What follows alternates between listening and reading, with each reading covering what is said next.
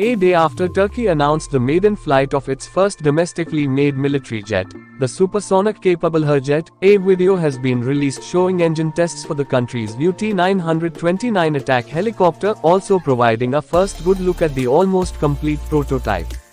Officials have also announced that the rotorcraft, developed under the ATAK 2 program and which is powered by Ukrainian-made engines, is expected to be delivered to the Turkish army beginning in 2025.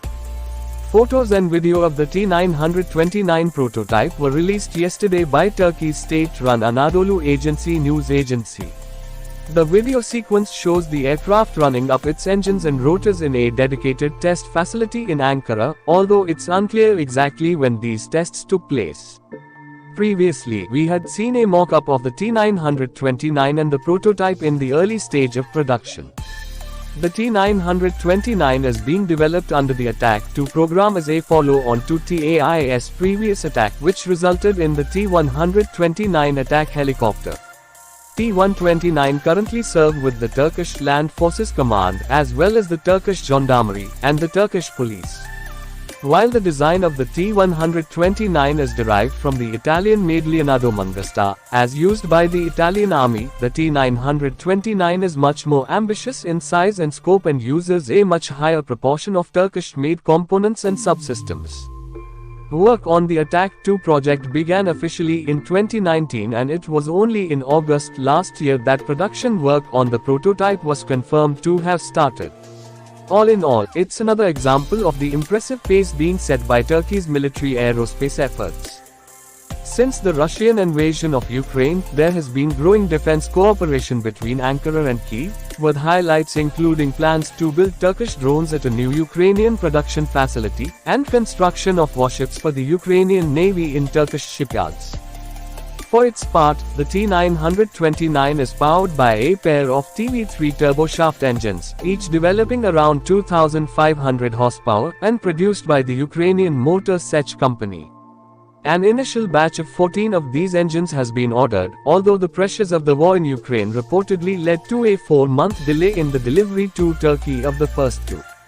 These had originally been scheduled for delivery last September but arrived at the end of January. Overall, the T929 is a larger and more capable machine than the T129 and is described as a heavy-class attack helicopter, broadly in the same class as the US AH-64 Apache and the Russian Ka-52, in contrast to its lighter predecessor.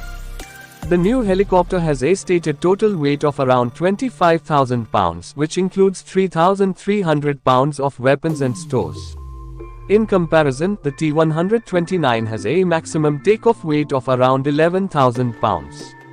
Meanwhile, the AH-64 tips the scales at around 23,000 pounds gross weight, with the Ka-52 weighing almost 25,000 pounds with a maximum load included. Avionics will be sourced and integrated locally, now a common feature of Turkish defense aerospace efforts. Continuing the pattern established by the T129, which features an Aselsan-developed avionics suite and indigenous mission computer. This computer helps to run all the aircraft systems, including the ASELF-LIR-300T targeting and identification system, a helmet-mounted queuing and display system, VMFD-68 color multifunction displays, and CDU-900Z central display unit. Turkey has also developed a millimetric wavelength fire control radar, designated MILDR, a version of which is expected to find its way onto the T929 in a mast-mounted installation. In terms of weapons, most if not all are also expected to come from Turkish manufacturers. This includes the UMTAS and LUMTAS long-range anti-tank missiles and the Sirit 70mm guided rocket. While the T129 was fitted with a US-developed 20mm M197 chain gun in the nose, the T929 introduces a locally developed cannon, the T30H from the Aselsan company. Similarly, the planned electronic warfare equipment is said to be all Turkish, with a fully integrated suite that will include missile warning sensors, a radio frequency jammer, and a directional infrared countermeasures (DIRCM) system to protect against infrared-guided threats. Initially, the T929 is planned to be delivered to the Land Forces Command, Turkey's army, and the Naval Forces Command.